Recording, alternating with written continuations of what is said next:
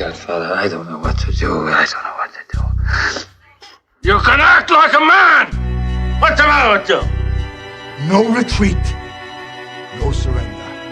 That is Spartan law. And by Spartan law, we will stand and fight and die. A new age has begun. An age of freedom.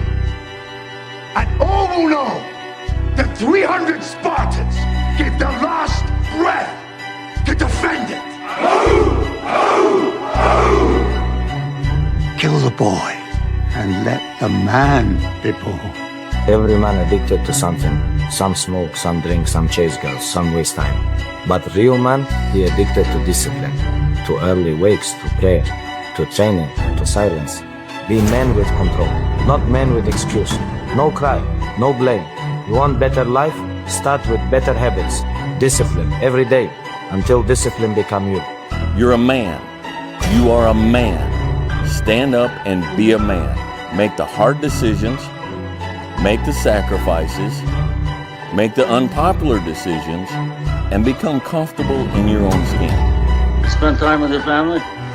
Sure I do. Good. Because a man that doesn't spend time with his family can never be a real man. A man is supposed to take care of his family. You live in my house, fill your belly with my food, put your behind on my bed because you're my son. Now don't you go through life worrying about whether somebody like you or not. You best be making sure they're doing right by you. You understand what I'm saying? Yes, then get the hell out of my face and get on down to that A&P. Soft times create soft men. Soft men create hard times. There's a moment when every boy realizes no one's coming to save him. And that's when he becomes a man. And some boys never get there and stay children forever. That guy was you that said that. And it's important when we step out of this. Like, this stuff matters because no one's effing coming to save you.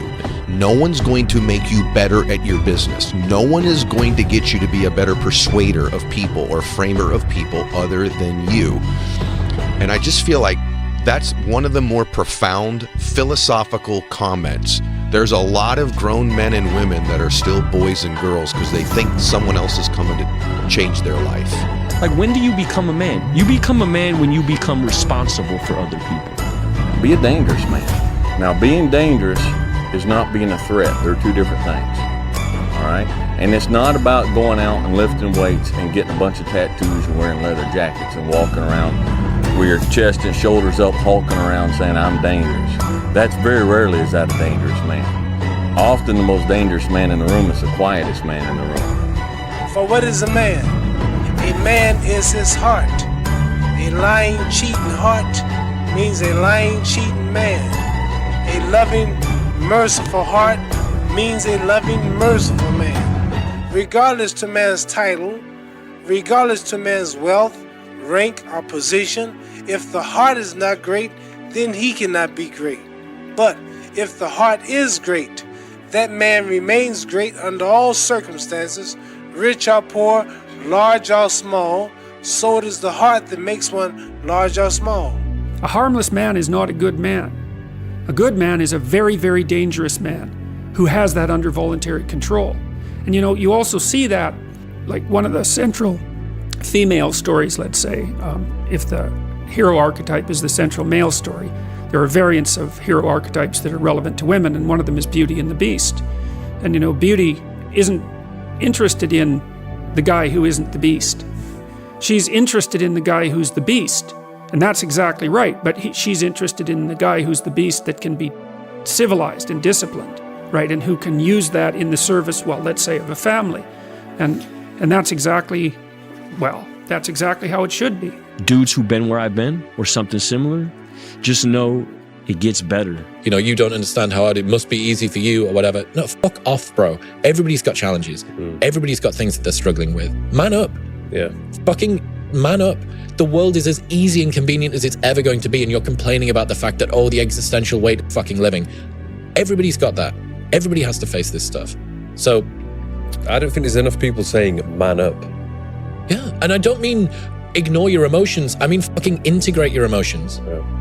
talk about them. Manning up also includes being mature about your emotions. It means crying in front of your friends and being vulnerable and open. This isn't like some ancient archetype of patriarchal toxic masculinity. This is me saying fucking transcend and include your masculinity. Transcend and include the challenges that you've been through. You need to work on being a good man.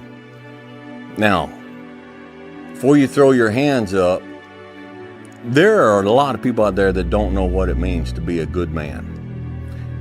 Especially, I'm going to kick over a hornet's nest here, especially in the deeply religious world. They don't know what it means to be a good person. Listen to me. The absence of evil is not an automatic indication of the presence of good. All right? I'm going to say that again. The absence of evil is not an automatic indication of the presence of good. You've got negative, you have positive, and you have neutral. Neutral is there's no negative, but there's no positive either, which means it's a big zero. In that list of who you are, what makes you fucked up, all these other things, it goes back to, once again, accepting. You have to first accept it before you can fix it. A lot of people walk around, oh man, I'm good. I'm good. No, you're not. You have to accept what you're not. You have to, and people don't want to do that. And that's the only way you can fix it. You have to accept it first before you can go on the journey. A lot of folks never even start the journey, man. They never start the journey because they live in this fake life that who they want to be, they act like they are, but they're not because they haven't fixed all this stuff yet. You got to fix this first before we can start our journey in life. So that's why I have them make this list. You fix these problems, now your journey can begin because you no longer care about how people are judging you. When you care more about how someone's judging you, you're going to stay right there. There's no forward momentum.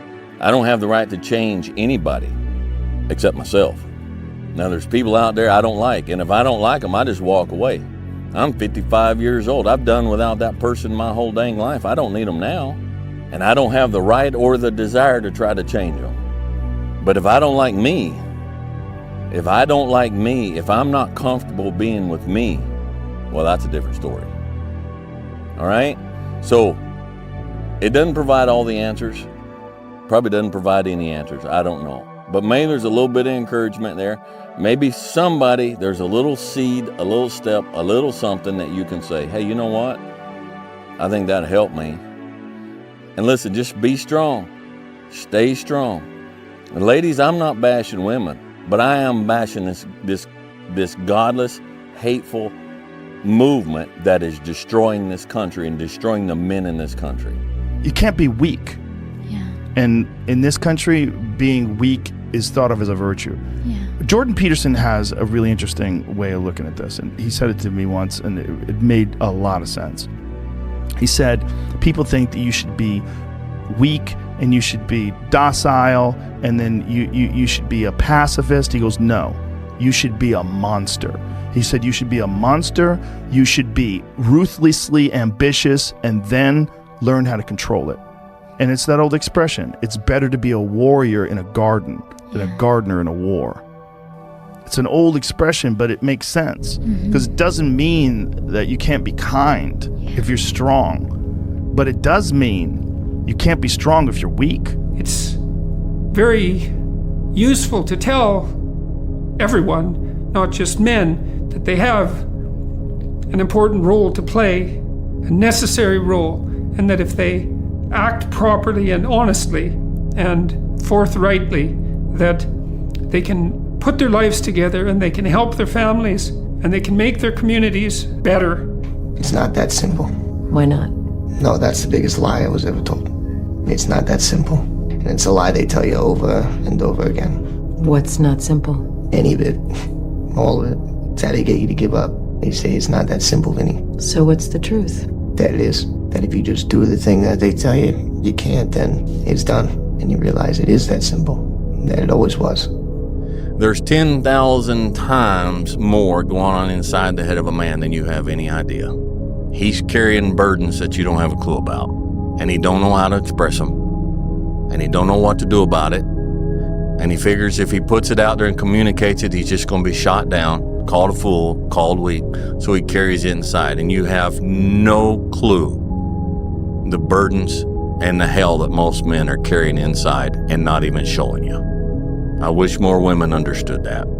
I had a conversation with a friend one day, and we was talking about family and life, and I asked him, how do you see your kid's future? And he said to me, my grandfather walked 10 miles to work every day. My father walked 5. I'm driving a Cadillac. My son is in a Mercedes. He said my grandson will be in a Ferrari. But he said my great-grandson will be walking again. So I asked him, I said, well, why is that? And he said to me, tough times create strong men. Strong men create easy times. Easy times create weak men. Weak men create tough times. He said to me, many will not understand, but you have to raise warriors. That's what Coach instilled in me, and so many like me. The strength and courage of a warrior. No matter who you are, there are bumps and hits and bruises along the way. And my advice is to prepare yourself, because football lessons teach us that success and achievement come from overcoming adversity, and that team accomplishment far exceeds anyone's individual goals. To be successful at anything, the truth is you don't have to be special. You just have to be what most people aren't. Consistent, determined, and willing to work for it. No shortcuts. If you look at all my teammates here tonight, it would be impossible to find better examples of men who embody that work ethic, integrity, purpose, determination, and discipline that it takes to be a champion in life. A real man is born to serve. And serve means provide for those that are in your sphere of you to provide for. It means to protect. It means to encourage. It means to teach and to train. You know better, but you're not doing better. And to know better and not be willing to do better, your career isn't gonna get any better. Your love life isn't gonna get any better. You ain't gonna believe this, but you used to fit right here. I'd hold you up and say to your mother, this kid's gonna be the best kid in the world. This kid's gonna be somebody better than anybody ever knew. And you grew up good and wonderful. It was great just watching you every day. It was like a privilege. Then the time come for you to be your own man and take on the world, and you did. But somewhere along the line, you changed. You stopped being you. You let people stick a finger in your face and tell you you're no good. And when things got hard, you started looking for something to blame, like a big shadow. Character is going to keep you where you want to go longer than you really need to stay. Work ethic is unbelievable. Talent is as well. But sooner or later, it's something that's inside of you just has to want it. You have to need it. You got to go at it like it's that next breath that you got to take, that nobody can stop you. And the closer you get to it, you're going to have naysayers, you're going to have doubters, you're going to have people that's close to you, that even in the crib with your laying beside of you that don't believe in you. I know I stepped on somebody's toes right there, but it's okay. That's what I came here to do. Fear is never reaching your potential. That's it. That always falling short, always quitting before you're done, always procrastinating, always not doing the right thing. And then one day you're an old man. Yep. And you look back and go, God, I could have been great. Yep. I could have been great. Clubber Lang's and he's trying to hurt you, Rock. He's trying to hurt you. Okay, here he comes. Damn, Rock, come on. What's the matter with you? Tomorrow. Let's do it tomorrow. There is no tomorrow. There is no tomorrow. There is no tomorrow. What's the difference between a nice guy and a good man? It's about a nice guy gets along. Yeah, do that. Yeah, I'll do that. They don't necessarily have discernment or judgment, not sure what they stand for or stand against. It's like, yes, yes, yes, sure, yeah, hey. A good man has ideals that they stand for and they'll stand against, and when they're tested, a good man is not a nice guy. That's in the chapter of manning up. If I had to quit everything now and struggle the way I struggled as a stand-up comedian, it would never work. But the only way I could be this person now is if I took that chance when I was 21, when I was dead broke and had my cars repossessed and all that stuff. That's the only way you ever get where you want to go. You have to take a path that's dangerous, and most people want to take the safe path. The safe path leaves you stuck in quiet desperation. Almost every time, it's hell. The question is, do we believe we can become it? Without that belief, every journey will run into a debate. That debate is when pain starts to fill the body. You weigh the temporary pain versus a lifetime of pride. What are you gonna do? How bad do you want it? There's two options: to continue forward, pushing upward. And if you do, that dream is given birth, and forever you will live in the reality of it. I became obsessed with being the baddest motherfucker that God ever created. Am I that? I don't care. I believe it. And I was trying to tell him, once you become obsessed with something, obsessed, it's okay to be unbalanced for a while. It's okay. Don't be all this stuff people say, you gotta be balanced. To be the best in the world at what you do. It's not about being a Navy SEAL, people. The best at what you do, you have to be unbalanced to find every bit of fucking energy and strength that you have to pull it off. Then you get balanced once you become great. And then you help other people become better from you being the best in the world. What did I learn about myself from the highs and lows of my life? The highest point of my life and the lowest point of my life, what did I learn about myself? And I said, I learned that I don't let the highs and the lows affect me too much. Because we're gonna have wins, we're gonna have losses. We're gonna have successes, we're gonna have failures. We're gonna have good nights, we're gonna have bad nights. We're gonna have good relationships, we're gonna have bad relationships. We're gonna have good ideas and bad ideas. We're gonna make money, we're gonna lose money. All these things are gonna happen. And if you oscillate emotionally up and down drastically, it's gonna be problematic. I think a lot of entrepreneurship and even personal growth is training yourself on how you respond to hard. Because in the early days, hard was, ooh, stop. This isn't good. I should, this is a warning sign. This is a red flag. I should slow down, or I should stop, I should pivot.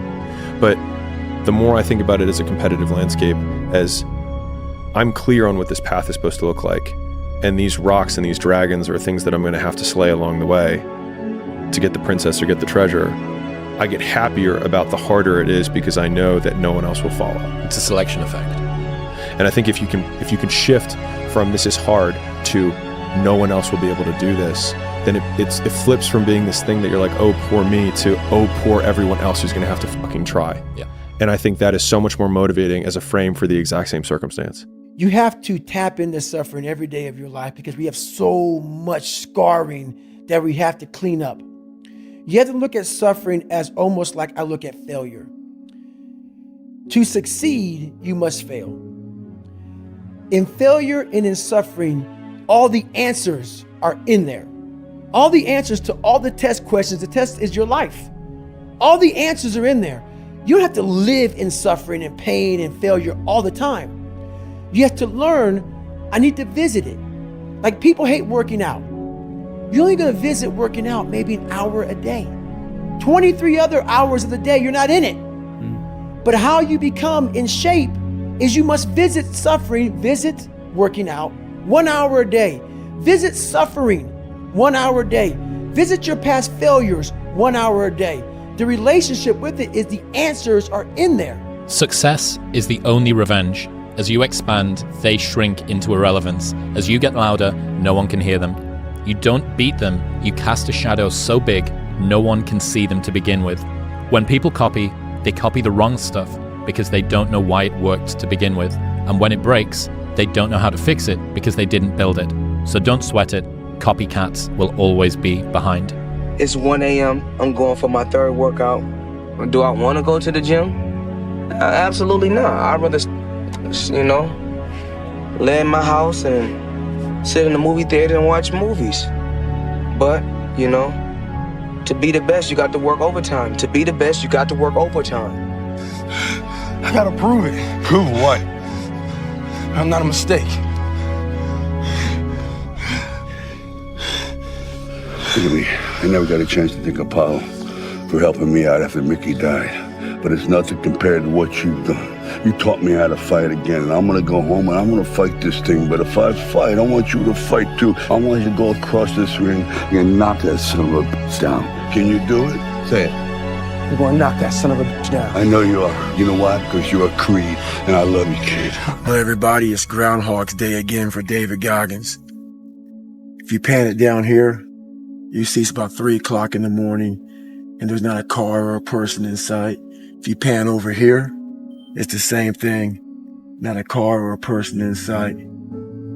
People want to know where I find my strength at, where I get my strength. I get it from a lot of places, but right now, this morning, I'm getting it from, there's not a motherfucker that's up. There's not a car, there's not a person. Everybody's in their bed, sleep, dreading that it's a Monday, hate it's a Monday. And I'm loving it. I'm loving that. Where everybody's getting weaker, I'm getting stronger. It's not about the running, the swimming, the push-ups, the sit-ups. It's about what those things do for your mentality. You don't get better on the daggone couch. You get better by coming out here and getting the fuck after it every daggone day. Stay hard. The only way you're ever going to get to the other side of this journey is you have got to suffer to grow. To grow, you must suffer. And some people will get it, and some people won't. But they have to see what their journey is to start their journey. Several people live to be 100 years old, and they have great lives, and they have great kids. Their kids go to college and all sorts of stuff. But somewhere in their life, there was a point where they had a decision to make. They can go left or right on this path. Left was the easy route. Right was the hard route. A lot of people take the easy route. And they had a good life that way, but the better life was going to the right side.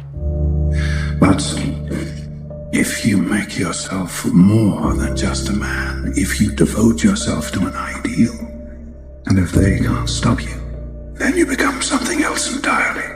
Which is? Legend, Mr. Wayne. But sooner or later, it's something that's inside of you just has to want it. You have to need it. You gotta go at it like it's that next breath that you gotta take, that nobody can stop you. And the closer you get to it, you're gonna have naysayers, you're gonna have doubters, you're gonna have people that's close to you, that even in the crib with your laying beside of you that don't believe in you. I know I stepped on somebody's toes right there, but it's okay. That's what I came here to do. But it's up to you to wipe the tears out your eyes and go get it. Because my motto when I was 7 years old is I believe. I got to Jackson State and I started saying I believe, and they thought it was something new. I've been believing for a long time, and I'm not going to ever stop. Now it's about time for you to look to the person next to you and say, I believe. It's time, okay? It's time. I got to do something. Right? Trying to save my fucking life. So that's what I'm doing. Okay? No one else is going to save my life. Right? If I just sit here and diddle around, what am I going to have? Nothing. Okay? And all this shit, like, what does it matter? What does it matter? It just passes. Yo, if I disappear, like, who cares? Nobody cares, man. Seriously. Yo, and that's okay. That's life. That's life. No, for real, okay? It just passes. It just fucking passes. There's a quote at the beginning of Fear and Loathing that says, "He who makes a beast of himself gets rid of the pain of being a man." And that quote, a lot of people don't realize it, that quote is Hunter, you know? That quote is Hunter, because he had to get rid of the pain of being a man. Man up just simply means to me to human up, as in human up to your highest potential. I think as humans, we're not all created equally. In other words, many of us, 95% of us, maybe even greater, operate as human animals. Impulsive, instinctive, reactive, selfish, necessary for survival. However, consciousness dictates that we evolve to our highest self, that we become selfless, that we become servants, and that there is no user's manual that teaches Chris how to go from human animal to human being, consciousness, radiance, connected to source. You don't have to feel good about it, you just have to keep going. The feeling will pass, but you will remain. You are greater than your feelings. Going to bed late and waking up early to work for a few days won't kill you. You're not going to burn out. you're doing what it takes. If you're one of those people that push work-life balance, just remember, the people who like working a lot don't care. I've never regretted trying harder at anything ever. Hard times last long, but an epic story feels like a lifetime.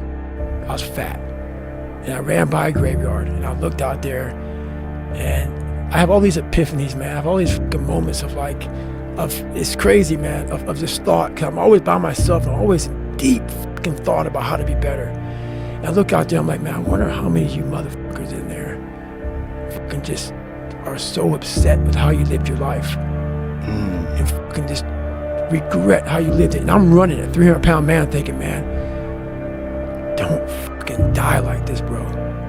Don't die like this. So people wonder where this shit comes from me. It comes from such deep thought of trying to see what this is all about. What is this life all about? What am I all about? Why am I here? You know, I had to find purpose. And my suffering, it had a purpose. It had a fucking purpose. A man provides for his family.